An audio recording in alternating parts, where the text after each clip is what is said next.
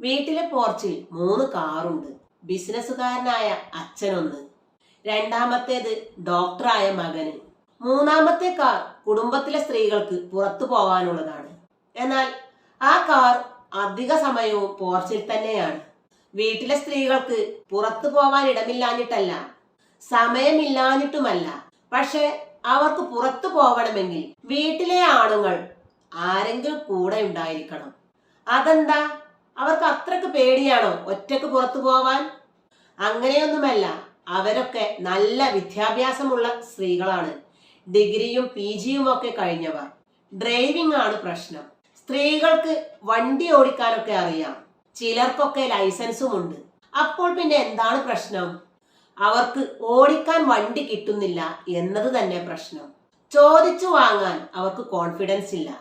കണ്ടറിഞ്ഞു കൊടുക്കുവാനും പ്രോത്സാഹിപ്പിക്കുവാനും വീട്ടിലെ ആണുങ്ങൾക്ക് സന്മനസ്സുമില്ല. ഇതൊരു ഒറ്റപ്പെട്ട സംഭവമല്ല.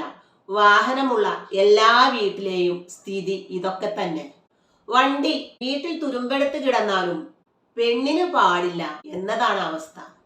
വളയിട്ട കൈകൾ വണ്ടി ഓടിച്ചാൽ എന്താ, വണ്ടി ഓടില്ലേ? കുറച്ചു കാലം മുമ്പ് കണ്ട ഒരു പത്രവാർത്ത ഓർമ്മയിൽ വരുന്നു. സ്കൂൾ ഡ്രൈവറായി ജോലി നോക്കുന്ന കൊല്ലം സ്വദേശിനി സുജാ തങ്കച്ചൻ. ആ വമ്പത്തി വണ്ടി ഓട്ടുന്നത് കേരളത്തിലല്ല, കടൽ തിരകൾ പോലെ വാഹനങ്ങൾ ചീറിപ്പാഞ്ഞു വരുന്ന ദുബായിലെ രാജവീതികളിലൂടെയാണ് മൂപ്പത്തിയുടെ സർക്യൂട്ട്. അപ്പോൾ വണ്ടി ഓടാത്തതല്ല പ്രശ്നം, വണ്ടി ഓടിക്കാനുള്ള ചങ്കുറപ്പില്ലാത്തതാണ്. വണ്ടി ഓട്ടാൻ ഡ്രൈവിംഗ് ലൈസൻസ് മാത്രം പോരല്ലോ, അതിനുള്ള കരളുറപ്പ് കൂടി വേണം. വണ്ടിയുടെ ടാങ്കിൽ ഡീസൽ ഉള്ളത് കൊണ്ട് മാത്രം ഏതെങ്കിലും വണ്ടി ഓടിയിട്ടുണ്ടോ? കുടുംബം എന്ന വാഹനത്തെ യാതൊരു അപകടവും കൂടാതെ നല്ല നിലയിൽ ഓടിച്ച് ലക്ഷ്യത്തിലെത്തിക്കുന്നവരാണ് സ്ത്രീകൾ. 10ഉം 18ഉം വീലുകളുള്ള വലിയ ട്രക്കുകൾ പോലെയാണ് കുടുംബം എന്ന വാഹനം. ഭർത്താവ്, അച്ഛനമ്മമാർ, മക്കളും മരുമക്കളും പേരമക്കളും എല്ലാം അടങ്ങിയ കുടുംബം എന്ന വലിയ ട്രക്ക് ദിവസവും തട്ടുമുട്ടില്ലാതെ ഓടിക്കുന്ന പെണ്ണിനാണോ 4 ചക്രമുള്ള വണ്ടി ഓടിക്കാൻ കഴിയാത്തത്? വീട്ടിലെ പുരുഷന്മാർ ഡ്രൈവിംഗ് പഠിച്ചാൽ അതിന്റെ നേട്ടം അവർക്ക് മാത്രവും, എന്നാൽ സ്ത്രീകൾ പഠിച്ചാൽ അത് കുടുംബത്തിന് മൊത്തം എന്നത് ഒരു സത്യം മാത്രമാണ്. ആണുങ്ങളുടെ തിരക്കു പിടിച്ച ജീവിതം കുടുംബാംഗങ്ങളുടെ യാത്രാ ആവശ്യങ്ങൾ നിറവേറ്റുന്നതിൽ പലപ്പോഴും പരാജയപ്പെടാറുണ്ട്. അതേസമയം വീട്ടിലെപ്പോഴുമുള്ള സ്ത്രീകൾക്ക് അത്തരം പരിമിതികളില്ലല്ലോ. റോഡപകടങ്ങളിലും സ്ത്രീകളെക്കാൾ പുരുഷന്മാരാണ് അകപ്പെടുന്നത്.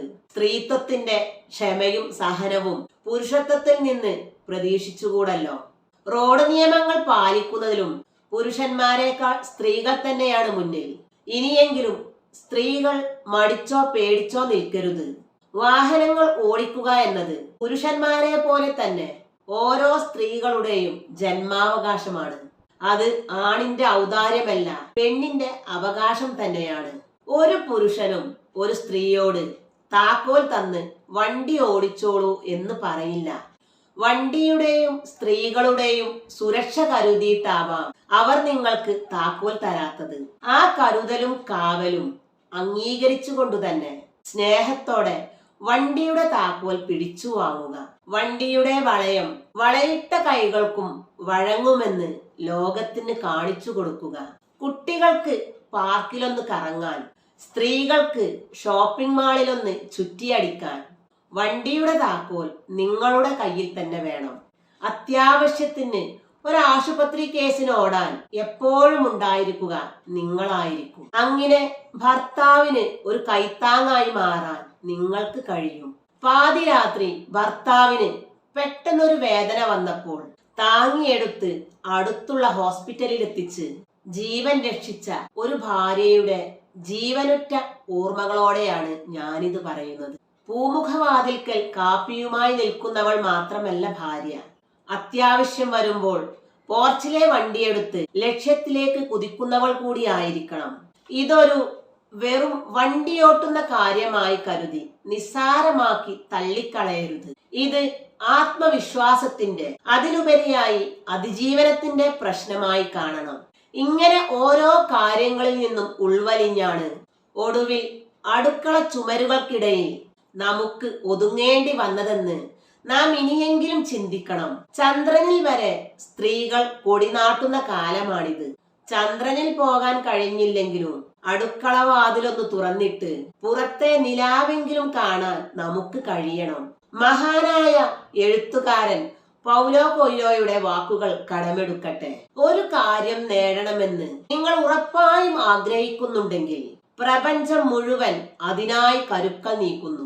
പ്രപഞ്ചം മുഴുവൻ കരുക്കൾ നീക്കുന്നതിന് മുമ്പ് ആദ്യത്തെ കരു നീക്കേണ്ടത് നമ്മൾ സ്ത്രീകൾ തന്നെയല്ലേ? ഇനിയെങ്കിലും പെട്ടിയിൽ സൂക്ഷിച്ചു വെച്ച ആ ഡ്രൈവിംഗ് ലൈസൻസ് ഒന്ന് പുറത്തെടുക്കുക. പ്രാർത്ഥനയോടെ ആത്മവിശ്വാസത്തോടെ വണ്ടിയിൽ കയറുക. ധൈര്യത്തോടെ വിജയത്തിലേക്ക് മുന്നേറുക. ഡ്രൈവിംഗ് സീറ്റിന് സംവരണമില്ലെന്ന് ലോകത്തിന് കാണിച്ചു കൊടുക്കുക. അപ്പോൾ വളയിട്ട കൈകളെയും വളയം അനുസരിക്കുന്ന കാഴ്ച നിങ്ങൾക്ക് കാണാനാവും. അറിയുക, നിങ്ങൾ വണ്ടിയോട്ടുന്നത് ചരിത്രത്തിലേക്കാണ്. കാരണം നിങ്ങൾക്ക് പിന്നിൽ കുടുംബത്തിലെ മാത്രമല്ല മൊത്തം സമൂഹത്തിലെ തന്നെ സ്ത്രീകളുടെ വലിയൊരു നിര കാത്തിരിപ്പുണ്ട്.